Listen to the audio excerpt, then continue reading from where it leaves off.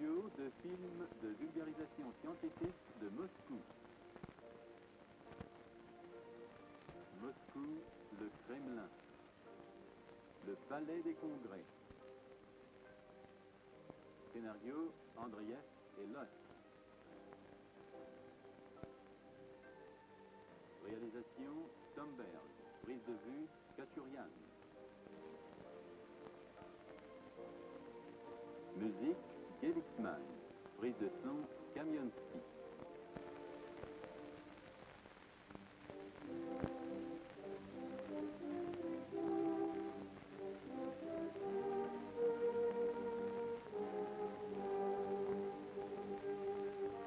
Le Kremlin de Moscou est l'histoire du pays des Soviets. Ici, chaque époque historique a laissé dans les monuments architecturaux ses traits propres. Le palais à facettes. C'est un palais datant d'une époque lointaine, lorsque les terres russes se réunissaient autour de Moscou, 15e siècle.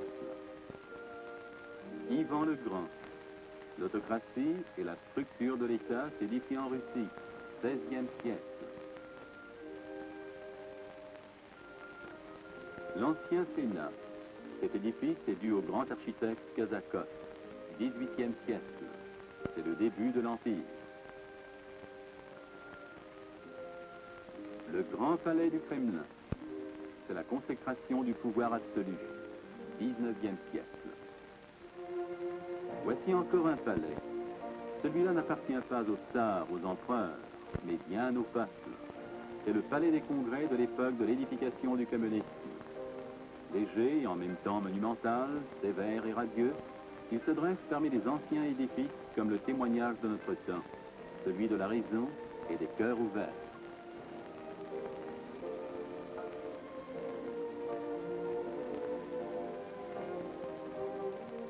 Afin que l'énorme bâtisse n'efface la beauté de l'ancienne architecture, elle a été abaissée de 15 mètres au-dessous du niveau du sol. De nombreux locaux y sont disposés, et en premier lieu, un immense vestiaire. Dès les premiers pas, le visiteur est saisi par l'ambiance de confort et d'intimité. Aucune grandiloquence, rien d'officiel dans le style. Tout est simple, rationnel et harmonieux. Ce n'est pas de l'architecture pour l'architecture, mais pour le bien-être de l'homme.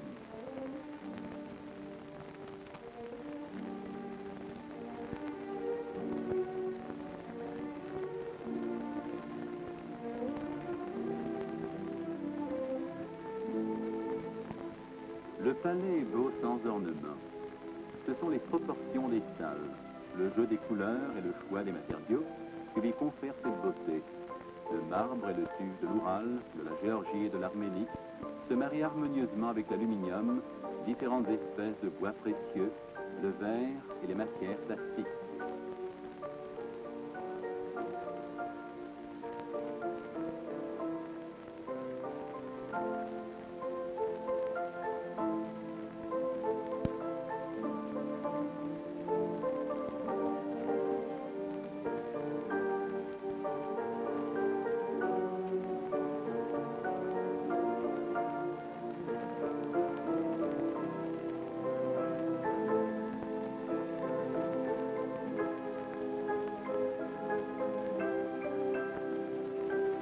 Le dernier étage comporte la salle des banquets, qui sert également de buffet lors des représentations théâtrales.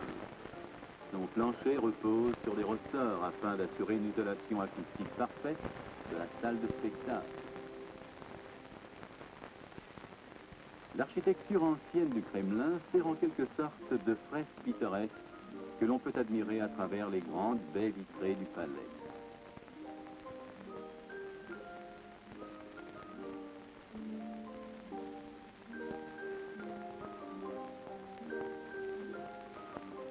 Deux styles, deux époques voisinent ici.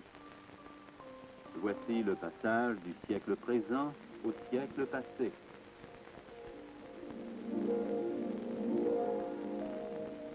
Un jardin d'hiver se trouve devant l'entrée dans l'ancien grand palais. Ici, l'architecture fait place en quelque sorte à la nature.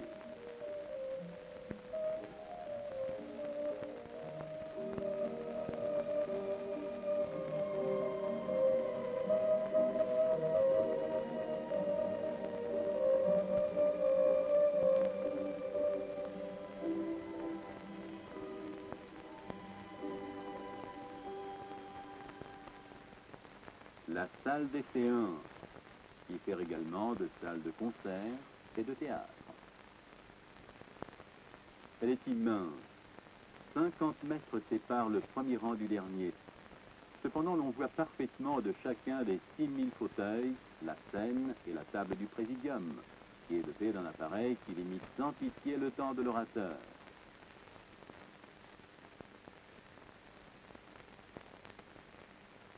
Ainsi que la tribune avec ses micros reliés à l'un des systèmes acoustiques du palais. Les haut-parleurs de ce système sont encastrés dans le dossier des fauteuils, de manière à ce que le discours de l'orateur parvienne aux auditeurs d'une distance égale à celle d'un interlocuteur.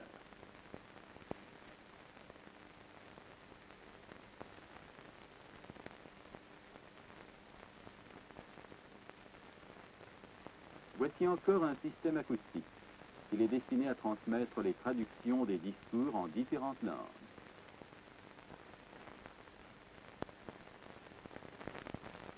À cette fin, la salle est équipée de 28 cabines de traducteurs.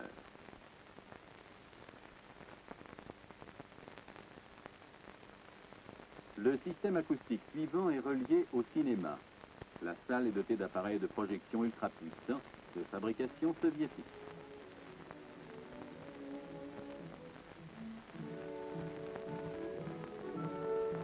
Un immense écran en matière plastique, large de 32 mètres et haut comme une maison de 4 étages, s'avance automatiquement sur l'avant-scène.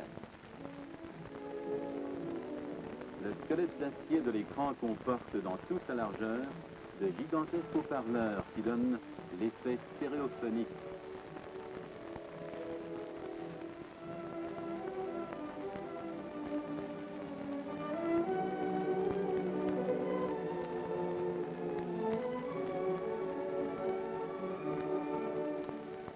Une séance de cinéma va commencer. Elle montrera au public un événement par lequel débuta la vie du palais. C'est dans cette salle que se déroulèrent les travaux du 22e congrès du Parti communiste de l'Union soviétique.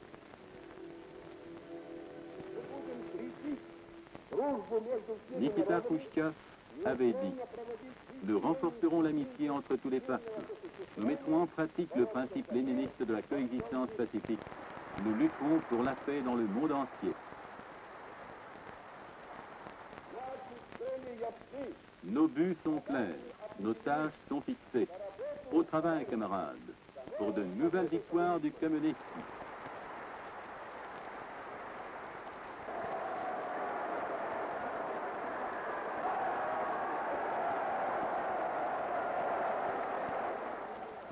Voici un moment historique. Le nouveau programme du parti vient d'être adopté. De nouvelles perspectives radieuses s'ouvrent devant tous les peuples de l'Union soviétique. De nouveaux horizons ont apparu devant les travailleurs du monde entier. Les buts que le grand Lénine a posés devant la classe ouvrière sont de plus en plus proches.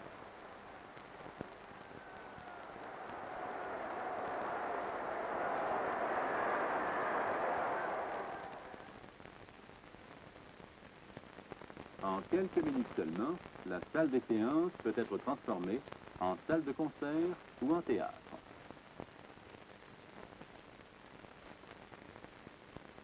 De puissants mécanismes font descendre sous le plancher la table du présidium et la tribune.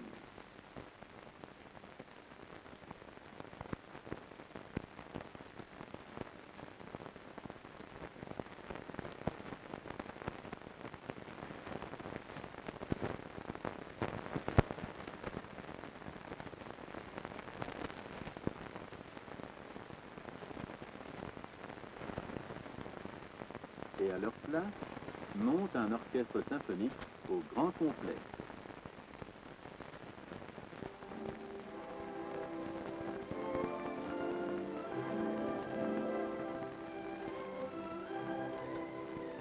À ce moment, encore un système acoustique du palais, le plus compliqué de tous, entre en jeu. L'immense salle est une véritable machine du silence. Chaque son y est artificiellement atténué grâce à l'aménagement spécial des murs, du plafond, des fauteuils. La musique et le chant sont transmis au pupitre de l'ingénieur du son. Cependant, ces sonorités sont dépourvues de relief, de volume.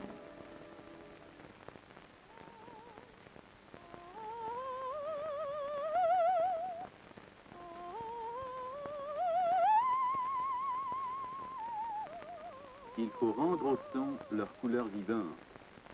Une chambre d'écho a été aménagée à cette fin profondément sous terre. En passant par cette chambre, les sons acquièrent du relief et deviennent vivants. L'électronique vient à la rescousse. Des appareils spéciaux appelés ambiophones répètent la phrase musicale avec un certain retard, produisant ainsi une certaine sonorité solennelle d'une salle, ou bien encore celle obtenue à l'air libre.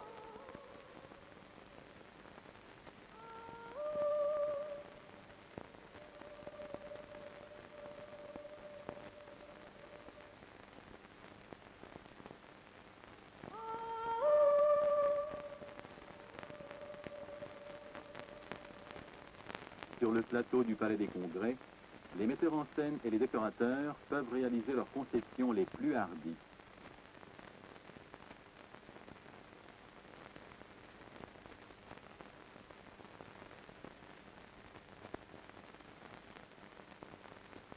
Le relief du plateau peut changer instantanément par simple pression sur le bouton adéquat. On monte le container avec tous les décors et accessoires que nécessite le tableau du spectacle.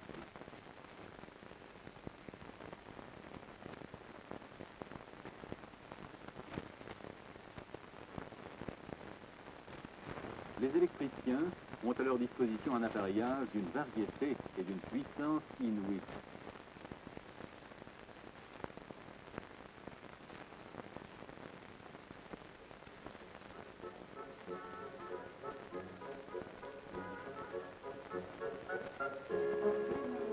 Le poste de commande du spectacle. Sur l'écran de son téléviseur, le metteur en scène voit le plateau tel que le voit le spectateur. Les caméras de télévision disposées dans la salle envoient l'image dans la régie centrale, d'où elle est envoyée vers le pupitre du metteur en scène,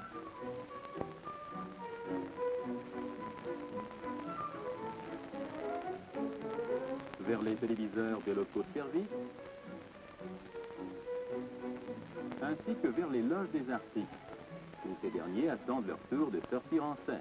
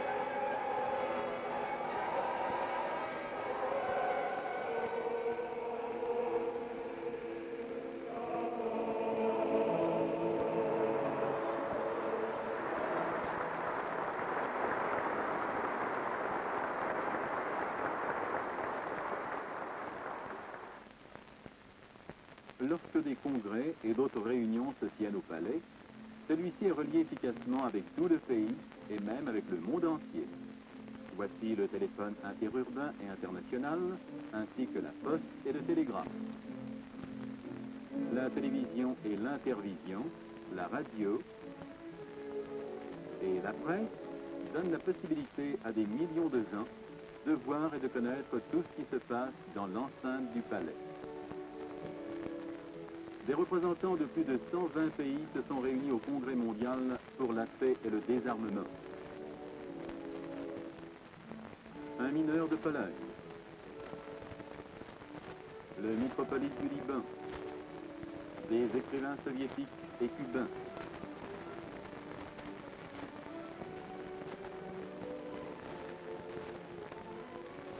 un peintre de Tokyo et un peintre de Moscou,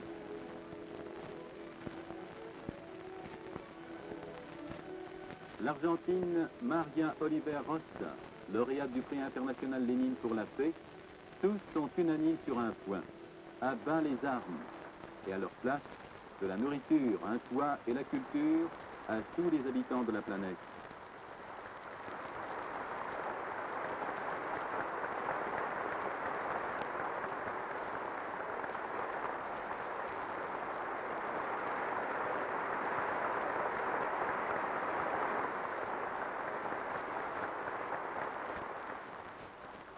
Le combattant infatigable pour la paix, le chef de l'État soviétique Nikita Khrouchtchev, a exprimé le point de vue du Parti communiste du gouvernement soviétique sur le problème du désarmement. Nikita Khrouchtchev a montré quel lourd fardeau les peuples supportent du fait de la course aux armements et quelles sont les voies qui peuvent amener l'humanité à se débarrasser de la menace de guerre.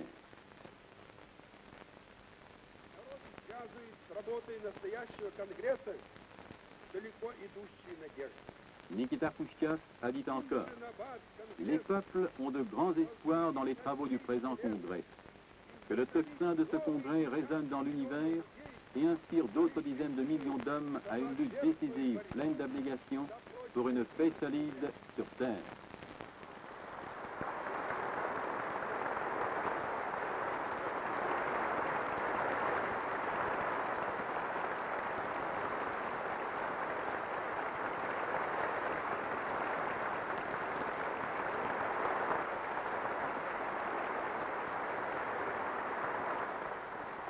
La majorité écrasante des délégués ont approuvé la position du gouvernement soviétique. Les peuples de notre planète ont dit leur non décisif à la guerre. Paix et création, telle est la devise du pays des soviets. C'est sous cette devise qu'a été érigé à Moscou le palais des congrès du Kremlin.